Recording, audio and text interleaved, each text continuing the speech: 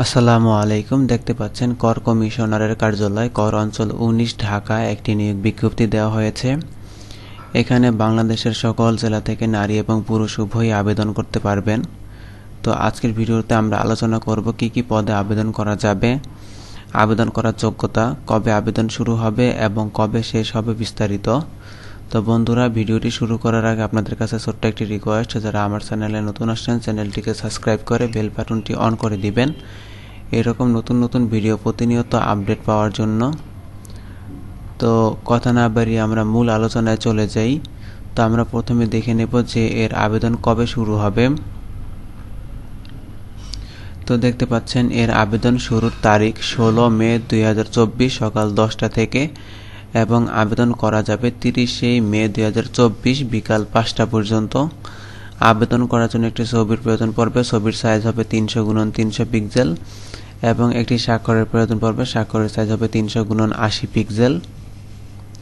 আবেদন করার জন্য একটি লিঙ্ক দেওয়া আছে, এই লিঙ্কে প্রবেশ করে আপনাদের আবেদন করতে হবে। তো আপনাদের সুবিধার্থে আমি ভিডিও ডিসক্রিপশনে লিঙ্কটি দিয়ে দিব, সেখান থেকে আপনারা আবেদনটি করে নেবেন। তো আমরা এখন পদের নাম আলোচনা করব। তো আমরা প্রথমে দেখব যে কী কী পদে আবেদন করা যাবে। তো এখানে দেখতে পাচ্ছেন অফিস সহায়ক, বেতন গ্রেড হচ্ছে 20, পদ সংখ্যা রয়েছে 22টি। এখানে শিক্ষাগত যোগ্যতার প্রয়োজন পড়বে কোনো স্বীকৃত বোর্ড হতে মাধ্যমিক স্কুল সার্টিফিকেট বা সমমানের পরীক্ষায় উত্তীর্ণ। এ পদে রাজবাড়ী এবং শরীয়তপুর জেলায় ব্যতীত ঢাকা বিভাগের অন্যান্য সকল জেলার প্রার্থীগণই আবেদন করতে পারবেন। তবে এতিম ও শারীরিক প্রতিবন্ধী কোটায় ঢাকা বিভাগের সকল জেলার প্রার্থীগণই আবেদন করতে পারবেন। এরপর দেখতে পাচ্ছেন অফিস সহকারী কাম কম্পিউটার মুদ্রাক্ষরিক। এখানে বেতন গ্রেড হচ্ছে 16, পদ সংখ্যা রয়েছে 22টি। এখানে শিক্ষাগত যোগ্যতা প্রয়োজন পড়বে কোনো স্বীকৃত বোর্ড হতে অনন্য দ্বিতীয় বিভাগ বা সমমানের সিজিপিএতে উচ্চ মাধ্যমিক সার্টিফিকেট বা সমমানের পরীক্ষায় উত্তীর্ণ। কম্পিউটার ব্যবহারের দক্ষতা, computer word processing, email, fax machine ইত্যাদি চালানোর দক্ষতা ও অভিজ্ঞতা থাকতে হবে। কম্পিউটার মুদ্রাক্ষরে সর্বনিম্ন গতি প্রতি মিনিটে বাংলা 20 শব্দ ও ইংরেজিতে 20 শব্দ থাকতে হবে। এরপর দেখতে পাচ্ছেন ষাটমুদ্রাক্ষরী কাম কম্পিউটার অপারেটর। এখানে বেতন গ্রেড হচ্ছে 14, পদ সংখ্যা রয়েছে 20টি। এখানে শিক্ষাগত যোগ্যতা প্রয়োজন পড়বে কোনো স্বীকৃত বিশ্ববিদ্যালয় হতে অনন্য দ্বিতীয় শ্রেণী বা সমমানের সিজিপিএতে স্নাতক বা সমমানের ডিগ্রি।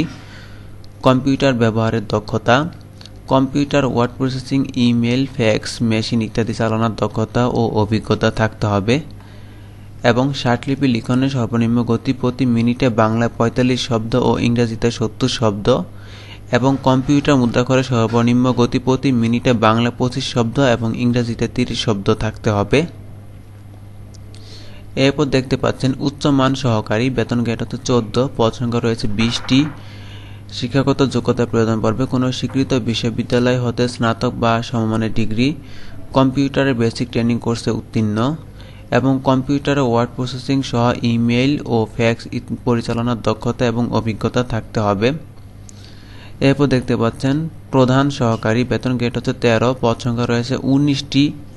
শিক্ষাগত যোগ্যতা প্রয়োজন পড়বে কোনো স্বীকৃত বিশ্ববিদ্যালয় হতে দ্বিতীয় শ্রেণী স্নাতক বা সমমানের ডিগ্রি অথবা সমতুল্য সিজিপিএ হতে হবে, কম্পিউটার বেসিক ট্রেনিং কোর্সে উত্তীর্ণ এবং কম্পিউটার ওয়ার্ড প্রসেসিং সহ ইমেল ও ফ্যাক্স পরিচালনার দক্ষতা ও অভিজ্ঞতা থাকতে হবে। এরপর দেখতে পাচ্ছেন কম্পিউটার অপারেটর, বেতন গ্রেড হচ্ছে 13, পদ সংখ্যা রয়েছে 1টি। শিক্ষাগত যোগ্যতা প্রয়োজন পড়বে কোনো স্বীকৃত বিশ্ববিদ্যালয় হতে বিজ্ঞান বিভাগে স্নাতক বা সমমানের ডিগ্রি এবং কম্পিউটার মুদ্রাক্ষরে প্রতি মিনিটে বাংলা 25 শব্দ এবং ইংরেজিতে 30 শব্দের গতি থাকতে হবে। তো 1 নং থেকে 5 নং পদের জন্য ঢাকা বিভাগের সকল জেলার প্রার্থীগণই আবেদন করতে পারবেন। তো মূলত এই ছিল পদগুলো। তো আমরা এখন দেখব যে আবেদন করার জন্য কত টাকা জমা দিতে হবে এবং কিভাবে টাকাটি জমা দিতে হবে।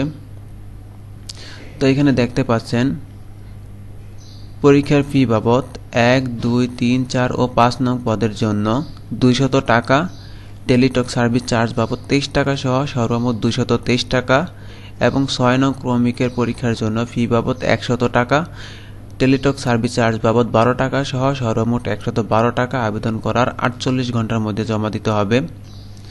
টাকাটি কিভাবে জমা দিবেন? আপনাদের প্রথমে টেলিটক সিমের মাধ্যমে মেসেজ অপশনে গিয়ে লিখতে হবে ট্যাক্স 19 লিখে স্পেস দিয়ে আবেদন করার পর আবেদনপত্রতে একটি ইউজার আইডি দেওয়া থাকে, সেই ইউজার আইডি বসিয়ে সেন্ড করতে হবে 16222 নাম্বারে। এরপর আপনাদের এরকম একটি মেসেজের রিপ্লাই দেওয়া হবে, সেখানে আপনাদের 8 ডিজিটের পিন নাম্বারটি দেওয়া থাকবে। তো আপনাদের দ্বিতীয় মেসেজ অপশনে গিয়ে লিখতে হবে ট্যাক্স 19 লিখে স্পেস দিয়ে ইয়েস লিখে স্পেস দিয়ে পিন নাম্বারটি দিয়ে সেন্ড করতে হবে 16222 এই নাম্বারে। এরপর আপনাদের আরেকটি মেসেজের রিপ্লাই দেওয়া হবে, সেখানে আপনাদের ইউজার আইডি এবং পাসওয়ার্ড দেওয়া থাকবে, সেটি আপনাদের সংরক্ষণ করে রাখতে হবে। পরবর্তীতে যখন অ্যাডমিট কার্ড ডাউনলোড করার সময় হবে, আপনাদের সিমে মেসেজ আসবে, তখন এই পাসওয়ার্ড এবং ইউজার আইডি দিয়ে আপনাদের অ্যাডমিট কার্ডটি ডাউনলোড করতে হবে। তো মূলত এই ছিল আজকের আলোচনা। আশা করছি আজকের ভিডিওটি আপনাদের ভালো লেগেছে।